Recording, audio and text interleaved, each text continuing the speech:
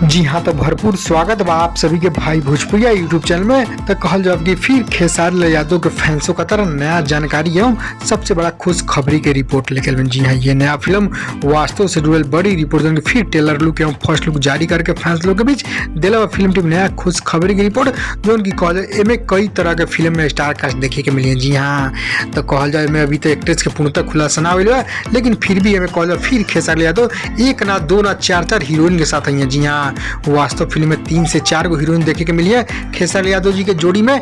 तो आप लोग पूरा वीडियो 1 तक देखिए, सारा कुछ जान सकें डिटेल साथ। उससे पहले एक और रिक्वेस्ट करें आप सभी के, यदि आप भाई भोजपुरिया यूट्यूब चैनल पर नया बानी तो जुड़ जाए, सब्सक्राइब कर दें, घंटी की दबा के ऑल ऑन कर दें ताकि सभी न्यूज वीडियो लिंक सबसे पहले आप तक मिली आप देख सकें, मिस ना हो। जी हाँ, तो कल खेसारी लाल यादव की जो वास्तव फिल्म है, ये वास्तव फिल्म में एक तो लीड रोल में एक्ट्रेस रही है और साथ ही साथ उनके 2 से 3 और एक्ट्रेस रही है, उनके में आइटम डांस भी देखने को मिली फिल्म में। जी हाँ, वास्तव में जी हाँ, वास्तव फिल्म काफी भरपूर एक्शन पैक मूवी रही और सस्पेंस वाला मूवी रही। स्टोरी काफी बढ़ चढ़ के तैयार हो रहा बा और स्टोरी की बात कर फिल्म टीम एक ट्रेलर लुक जारी कैल और बहुत जल्द लेकर शूटिंग भी शुरू हो। जी हाँ, शूटिंग शुरू हो से पहले आप लोग के स्टार कास्ट भी खुलासा कर कितना स्टार कास्ट भाई, तब जानेंगे 3-4 स्टार कास्ट रही, लेकिन अभी हीरोइन को पूरा तक खुलासा कौन हीरोइन ये फिर खेसारी लाल यादव की जोड़ी में आई है। जी हाँ, तो आप लोग नया खबर कैसा लगा, आप लोग कौन हीरोइन चाहते नहीं खेसारी के साथ कमेंट कर बताएं।